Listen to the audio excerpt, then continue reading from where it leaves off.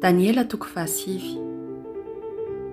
Tamin'ny taona voalohany nanjakany Dariosa zanakalahin'ny Xerxesa avy amin'ny taranaky Mediana, izany hoe tamin'ny taona voalohany nanjakany tamin'ny fanjakany Babiloniana.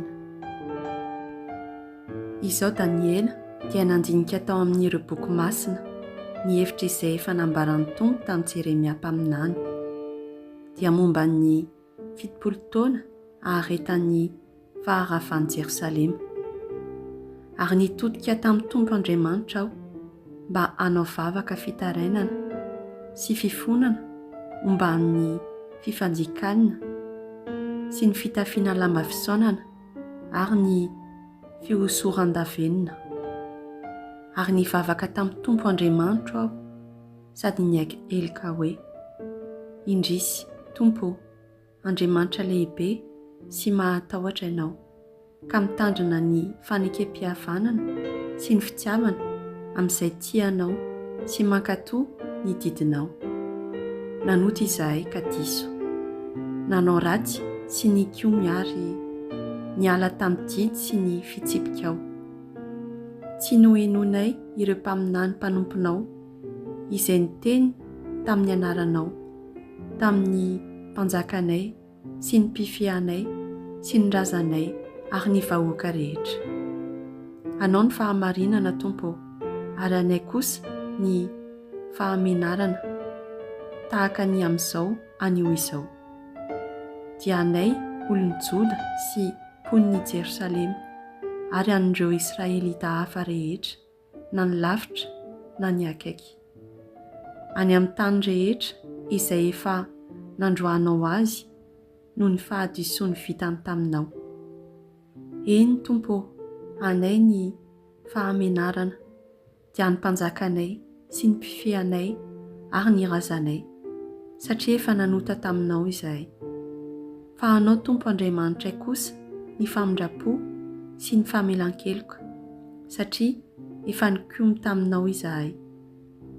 Tsy nihaino ny feonao Tompo Andriamanitray izahay, mba hanaraka ny lalanao izay naroson'ireo mpaminany mpanomponao taminay.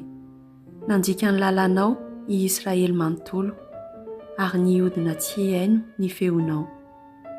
Ka dia natosaka taminay ny ozina sy ny fianianana voasoratra tao amin'ny lalanan'i Mosesy mpanomponao, satria nanota taminao izahay.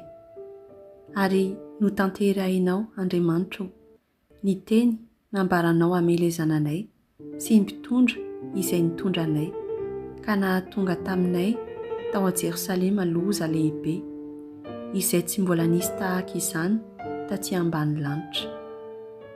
Araka izay voasoratra tao amin'ny lalanan'i Mosesy, ireo loza rehetra ireo dia tonga taminay, kanefa tsy nifona teo anatrehanao Tompo Andriamanitra izahay, mba hialanay amin'ny elokay, sady tsy niraika akory tamin'ny fahamarinanao. Koa izany Tompo no nitahirizinao ny loza ka nampiaranao izany taminay. Fa marina ianao Tompo Andriamanitray amin'ny asa rehetra nataonao, saingy izahay no tsy nihaino ny feonao. Ankehitriny Tompo Andriamanitray eo, ianao efa nitondra ny vahoakanao niala tany Egypta tamin'ny mpahefana mahery, sady nanao ny anaranao ho malaza tahaka ny amin'izao anio izao, izay kosa efa nanota sady nanao eloka.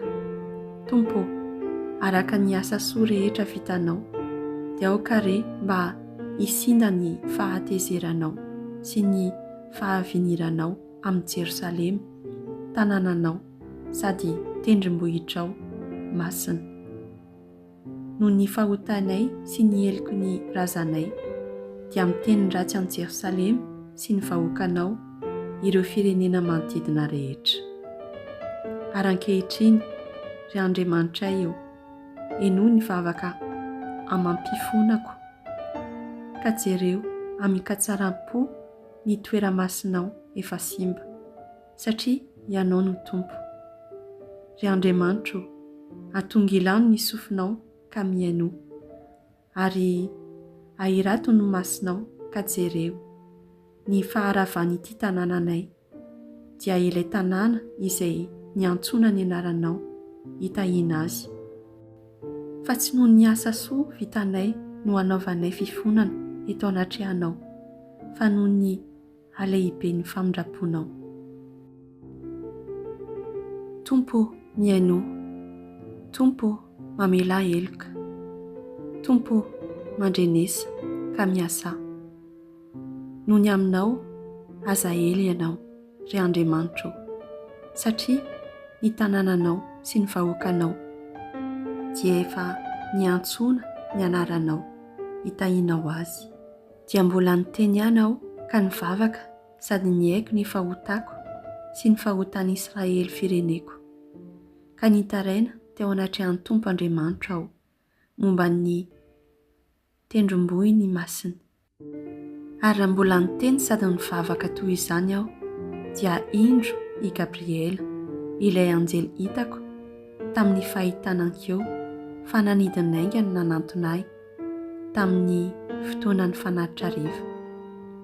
Ary nampianatra ahy izy ka niresaka tamiko nanao hoe, ry Daniela, tonga aho ankehitriny mba ampahazava ny sainao, fa raha vao nanomboka ny vavakao dia nisy hafatra navoaka an'Andriamanitra, ka tonga aho ampita azy aminao, satria fatrapitianao Andriamanitra.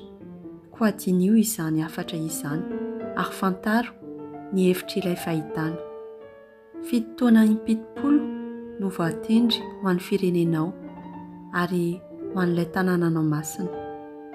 Ilaina izany mba ampijanona ny heloka-behivava sy ampitsaharana ny ota, mba hamelana ny fahadisoana sy isehoan'ny fahamarinana mandrakizay, ary mba hahatanterahan'ny fahitana amam-paminaniana sy anokanana indray ny toera-masina indrindra.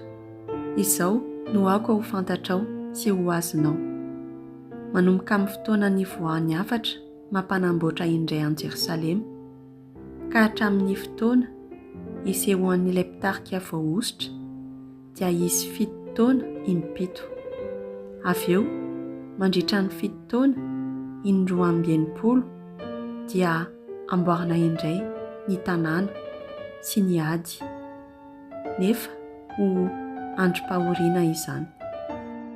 Rehefa tapitra ny 7 taona indroa amby enimpolo dia hisy lehilahy voahosotra iray ho vonoina ho faty, nefa tsy hisy aro azy, ary tafika entim-pitarika iray no andravan'ny tanàna sy ny toera-masina, kanefa anam-piafarana io mpitarika io fa hitosahan'ny fahatezeran'Andriamanitra. Saingy mandra-pahatapitry ny ady dia hisy fandravana araka ny efa voatendry. Ary amin'ny 7 taona farany dia ampiatra fanerena enjana amin'ny olona maro izy, ka afaka 3 taona sy tapany monja dia ampitsahatra ny sorona sy ny fanatitra. Fanompon-tsampy maharikoriko no hanesika izany mpandrava izany, mandrapikado ny famongorana izay voatendry hiatota aminy.